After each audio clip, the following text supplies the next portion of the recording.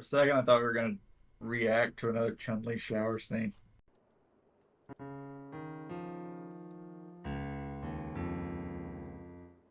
Welcome to Tairimo Boys podcast. I'm your host Cody. With me in the second chair is the boy who's only mediocre. It's Jeremy. Am I weighted? No. Ah, god damn it. With me in third chair is the boy who'll ride to Valhalla, all shiny and chrome. It's Ryan. Ah, Today we're taking a trip on the Fury Road by reviewing the fourth Mad Max movie, Fury Road. So, to start this off, Fury Road came out in 2015. Jeremy, are you familiar with the Mad Max franchise? I think I've seen one of the older ones, but I don't remember anything from it. I know that Immortan Joe had a part to play in one of them, but that's pretty much all I remember. Kinda. The character didn't, but the actor that played Immortan Joe, he was the main villain in the first Mad Max movie. And that's about all I know. What about you, Ryan? here's your Terrible Boys fun fact. This is the only Mad Max movie I've ever seen. Ooh. That's not a fun fact. That's an unfun fact. It's fun to me. Maybe we should watch all the movies. I know now I'm kind of thinking about it. It seems like I'm the odd boy out here because I've seen all the Mad Max movies. Hate the first one. Second one, everyone always says it's the best, but I think Thunderdome, Beyond Thunderdome, is probably the best one because whenever someone's quoting the Mad Max franchise, they're quoting Thunderdome. They're not quoting the Road Warrior. When did you watch these movies? G4 used to show them all the time. Oh, so that's the only way to get you to watch movies is if G4 shows them. I saw a lot of movies through G4. I think RoboCop was one of them. Yes, I remember G4 playing RoboCop. They played a lot Such a of good channel. movies. Yeah. It was a good channel. The reboot. What? We don't pretend that exists anymore. What reboot? Exactly. I don't know what you're talking about. Jeremy, Rally Fury Road's all you know. What are your first thoughts on this movie? I saw it in theaters. I don't remember rewatching it. I had fond memories of it, and rewatching again was a blessed experience. Made me want to go to Valhalla. You're mediocre, Jeremy. God damn it, I sprayed my mouth and everything. Ryan, what are your first thoughts? The movie's weird as hell, but I love the cinematography in this movie. Here's a little fun fact about the cinematography. Another famous director, I can't remember his name, but after he watched this movie, he told George Miller, who directed it, that if he would have had direct the movie, he would have put a B in his H. As for me, this was the very first movie I watched in theaters in a post Ryan and Jeremy world. Did we die? It sounds so depressing. It felt like you died when you moved. You both moved away. It sounded like a horrible boys in action. But even so, I think I said this during our Dark Knight review. This was the best movie I've ever seen in theaters. I remember, like, whenever we were at the beginning of the movie and you've got the dust tornado scene, I realized, like, holy crap, I'm sitting on the edge of my seat, and I bought the whole thing. I still felt like that rewatching it. I felt like I was on the edge of my seat the entire movie.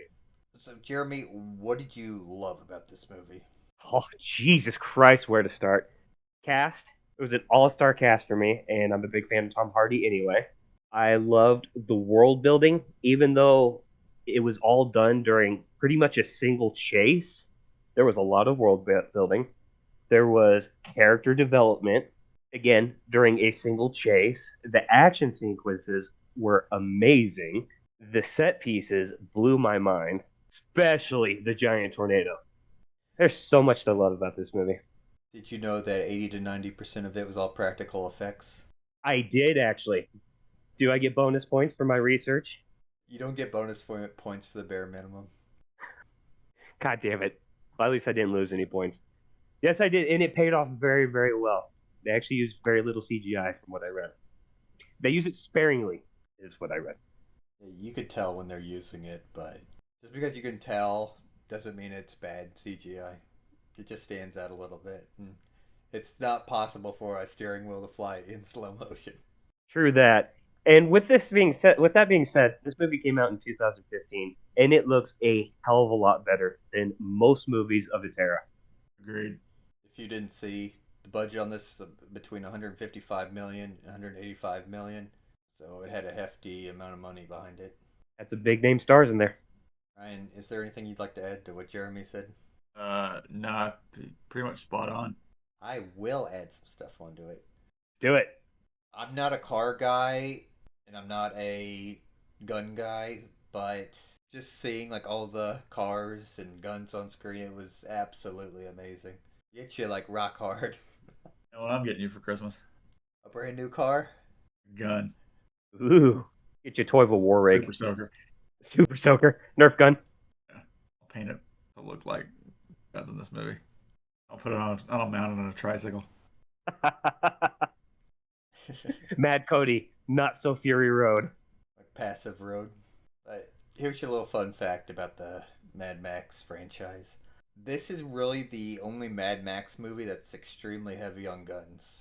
As the Mad Max franchise, it takes place in Australia, and they don't have as many guns floating around. So in a post-apocalyptic world, there wouldn't be that many. Ah, this was a post-apocalyptic America then. No, this was still Australia. The reason there's so many guns in this is because they literally set up with the plot is they have a bullet farm. True, they do mention it several times. And that is something, again, with the world building, even though, I'm going to say this a million times over, this is one long chase for the movie. But there's world building in between that when the bullet farmers are coming in and they're mentioned, you already know who they are. Like, okay, things are starting to make sense why they have so many guns. In the past movies, they're always like really big into using crossbows and stuff. Now you kind of you saw it occasionally in this movie, but Explosive crossbows, even better. well, even grenades on spears. Like in Mad Max 2, The Road Warrior, the like main villain, he has like this like really fancy gun case where with a magnum in it, and you could see like each bullet that's in there, just some missing, and it's kind of like they're kind of like treasured. And you saw it like the beginning of the movie where when Mad Max he has a sawed-off shotgun and he tries firing it to blow Nux's arm off. Both the shells misfire. That's because he's got bad ammo.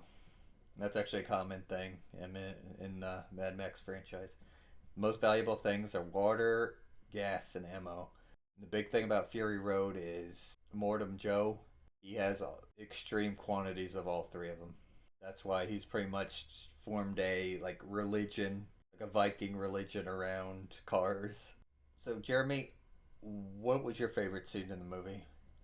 Ooh, I thought about this, but I tried to find a close second, but I couldn't as much as my first. My absolute favorite scene is when they drive through the storm. There's that giant desert tornado. That's my absolute favorite scene. It's absolutely jaw dropping. Ryan? Yeah, we're on the same page.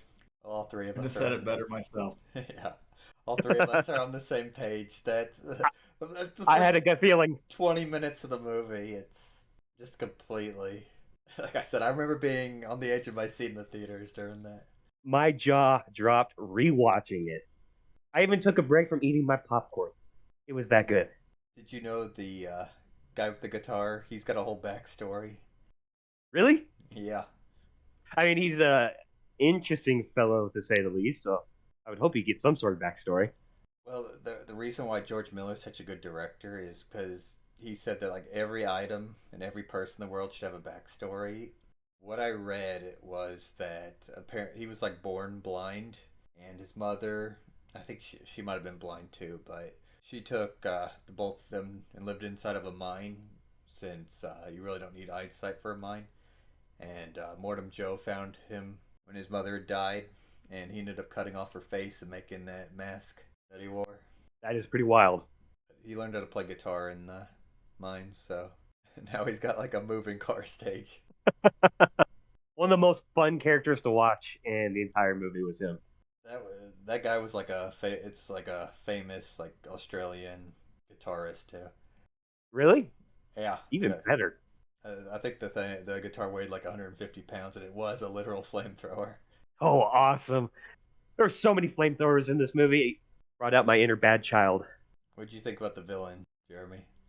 A very interesting fellow, but I like how crooked he is. I mean, they set it up really well that he is definitely the bad guy of the entire Wasteland. Creepy as, but I liked him. Ryan, Love the design. I loved his design. I thought he was absolutely stellar. Yeah. They just do so much like character building around him without like directly saying it. Like you could see at the beginning of the movie when he's armoring up, he's got radiation blisters all over his back, and his kids are like coming out all like deformed. Gives me a very Dune with cars type feels to it. A little bit more wicked, a little bit darker, A lot more manly. a lot more manly. Well, for God's sakes, you have Tom Hardy killing people.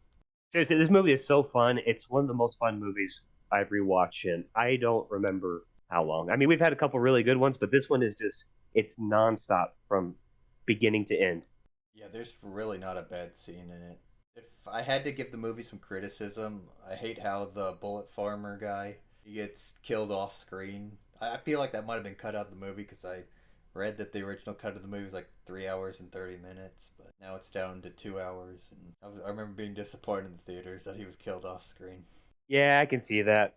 Well, I don't know if I could sit through a single chase for 3 hours, though, over 3 hours. But I don't know. Is much action was packed into this, as much character development, world building, and everything that we got? Maybe.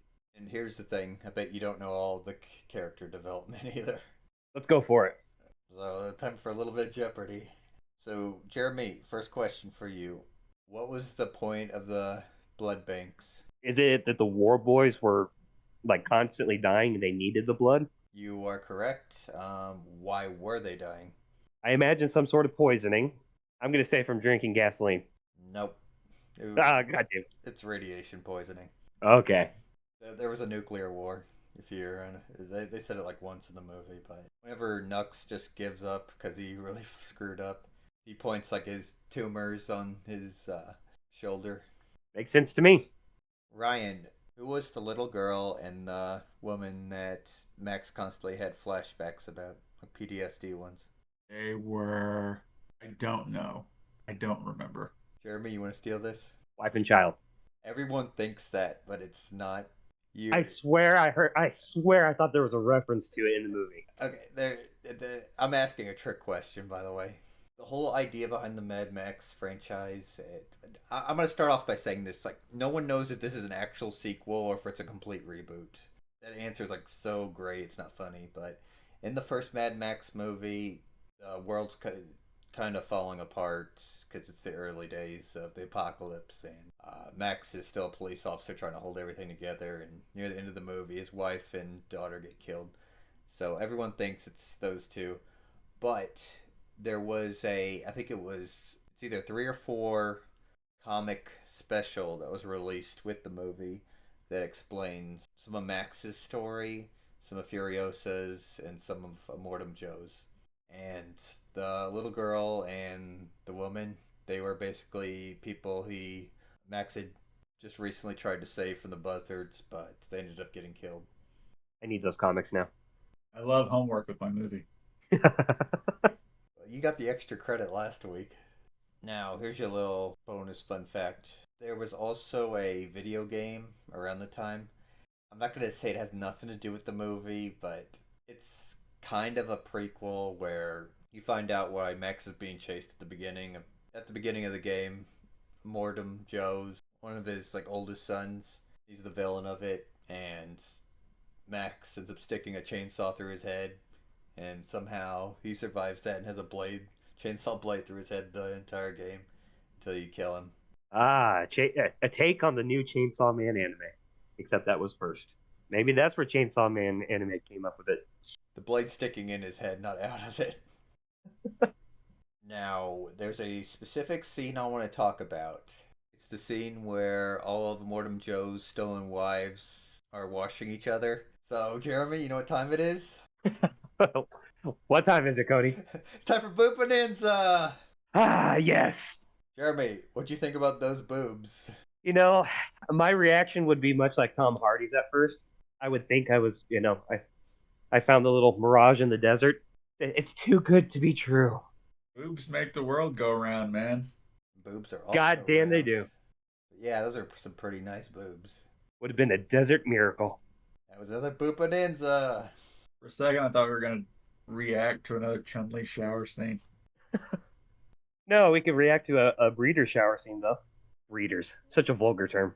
Speaking of one of the breeders, the little blonde one, she uses the word schlang a lot. Is that a dick joke? Yeah, that's an Australian slang term for wiener. They didn't want too much profanity in the movie, so they kind of went with that. Schlanga. I hope I'm saying that right. So it's not like when Terry would say Shui in Batman Beyond. Shui is rad. Radical, bruh. What really surprised me though was the fact that they didn't start immediately pumping out sequels to this. I know they've been trying for years. Like after this had been a success, there was talks like, I oh, thought about that. there's gonna be like three more sequels, and like I'm not gonna say they never came because here we are a few days from a prequel coming out. Because honestly, Yeah, I want more of this. I thought long and hard about it too. At this day and age, I'd be too scared to actually see it come to the big screen. But if they would have released a sequel, maybe a year or two after, I would have loved to see more with like Tom Hardy's redemption, like a little bit more like a revenge story arc. It's called Mad Max One. All right, well, god damn it, now I gotta watch it. Like I said, I don't like the first Mad Max movie. It's low budget, and I mean, low budget movies aren't bad, but Some. it doesn't help that I was familiar with Road Warrior and Beyond Thunderdome before I finally watched it. So in a few days, the Furiosa movie is coming out. Jeremy, do you think they're gonna screw it up? Yeah, I think it's gonna be enjoyable. I don't think it's gonna be Fury Road. There's no way. What do you think, Ryan? I'm gonna cautiously give him the benefit of the doubt and say no, we're not gonna screw it up. See, if I go in I'm with low probably gonna be expectations, wrong. if it's good, then I had a great time. But if I expect a very good movie and it's just mediocre, then I'm going to have a less good time.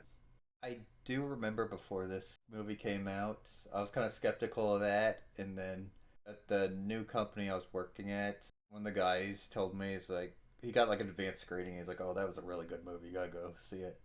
So maybe, Jeremy, you've got the right approach, but I think Ryan's right. Like, I don't think they're gonna screw it up, because if Fury Road was very girl powery, but it wasn't done in a bad way. I mean, I do kind of wonder why was Furiosa in like a high-ranking position and not in the struggle snuggle vault. I will say I am excited to see the backstory. We already know we're getting a girl boss. Like we already had it in Fury Road, like you mentioned. I don't think this will be a bad movie. I'm just cautious. I am hopeful, but cautious. And here's the thing: we've seen girl bosses before in the previous Mad Max movies. A lot of the warriors guarding the tankard in Road Warrior, they were ladies. Main villain in Beyond Thunderdome was Tina Turner. I don't think they're gonna mess it up. I think it's gonna be a good movie, but stay tuned to find out. All right, we haven't done this in a while, so Jeremy, let's get some boys in action going. Oh boy, Jeremy, let's do it. where would you die in this movie? I was extreme. Okay, I died when I first saw the girls because I was extremely dehydrated and had a heart attack. Fair enough. Ryan? When I'm tied to the car, my binds would come loose. I just fall right under the tires. You are awaited, Ryan. I was going to be cheeky and do like a Mad Max 1 reference, but if I did make it to Fury Road, I'd die in the opening scene where the War Boys destroy like Max's car and it goes flying. I probably would have died in that crash. At least I wouldn't have gotten branded and tattooed. Screw that. I'm fighting my way out of there. I'll smash some more, boys. I really want to watch this movie again. I know, I do too. It's just so great. You get so much world building and all the car chases are just so amazing. And Seriously, out of all the car chases, like just the setup and the sheer intensity, like especially when Immortan Joe finds out his hoes have been kidnapped or being rescued, and he assembles the war party, and it shows that scene where Furiosa is already driving, and the war party is right behind her. It gave me chills to see the war party and hear that heavy metal music. Like, oh my god, this is great. shit was about to go down. The only time I had a problem with the war party was Was it before they go to the canyon when it keeps showing the war party in the distance and they like are never getting closer? Oh, you're nitpicking, Jeremy. I had to say it. I was like, "Come on, I want the action. I want the action. What's all this build up? They're still in the same spot." Fine. If we're gonna nitpick, what were those people on stilts and the dressed up like birds in the bog? That was a scene out of Dark Souls. Seriously, that's what it reminded me of. I was like, I'm pretty sure I've seen these things in one of the Soulsborne series. Ryan, you got anything you want to nitpick? You know you do. Um, It's what we do. you know, I don't on this one. I'm proud of you, Ryan. Thanks. I'm not Proud strong of enough to not nitpick. proud of me too. All right, Jeremy, passing topic on to you. Cody, I know you said you're not big into cars, but boys, what cars and or rigs impress you the most? If you had to pick one favorite. I'll start. There's two I really liked. I like the like Bullet Farmers like tank tread car. And by the way, that thing actually worked, and they had to do a lot of work on it to get it working because it kept like overheating and just imagine the horsepower you need for to run something like that. Right? I also like during the very first car chase before the tornado where like the buzzards come in with that huge semi truck with the excavator in the back of it and like everything's covered in like rusty metal spikes Yeah. sitting there fighting it and like destroy the hydraulic hose. Ryan, what do you got? Probably the tank tread or rig. The Bullet Farmers? Yeah. God damn it, boys. I'm going to have to agree with you guys. And then strong second is anything from the Buzzards. Also agreeing with Cody on that. I love like the spikes over everything. I love how aggressive they could use their vehicles. It was badass. I think they're in the video game a lot. Sounds like a pain in the ass to deal with in a video game. It's actually a really good game. Hold on, let me just look it up on Steam. $20 on Steam right now. $20 on Steam, and it came out around the time of Fury Road. 2015. Yep. Yeah, I do remember hearing about it. I just never played it. Shame on me. Missed a good one. It's open world. There's a lot of car combat. I know the as soon as you get out of the cars, it's kind of combat kind of goes down. But Hey, car combat is fun. All right, boys. Next important question, and this one was actually surprisingly tough for me. Favorite character? I'm gonna have to go. Nux. Any reason why, Ryan? Because I always quote "What a lovely day." There we go. I was waiting to hear that quote. I What a almost did day. it. I What a almost lovely dropped it at the day. beginning. I almost dropped it at the very beginning, but in a somber tone. But Go I ahead and give it to us. refrained. Now we got to hear it. What a lovely day. Cody, I'm who you good. got? I'm gonna have to go with Max. He's just such a badass in this movie, and whenever he's fighting like Furiosa for the first time, it's just so amazing. And like whenever he finally beats her and just having her drive, sitting there completely disarming her because she's got guns like hidden all over the cab of the semi, and sitting there aggressively doing the nail file trying to get that mask off of him. Cody, disarming her, pun intended. Well, someone else disarmed her. Well, we might find out in a few days who. All right, I'm gonna have to go with Tom Hardy. He was an absolute badass in this movie, and I loved like the crazy side to him, the character development that we got along with it. Like he goes from a guy that only cared about surviving, getting his revenge, to helping out a group of people. Like it was incredible character development while he's dealing with his shit that he's got going on. I'd love to see that. Followed closely by Nux. I love Nux too. He had great character development too. And like I said earlier, Max was a former cop trying to protect and serve, so that's why you get characteristics of that. And that's all I got. Ryan, best topic on to you. Did everybody forget that Zoe Kravitz was in this movie like I did? 100% that I saw her, I was like, holy shit, there she is. That's Zoe Kravitz. I'm not familiar with her. She was Catwoman in the Batman. Did you Still not skip ringing the a bell? Batman? No.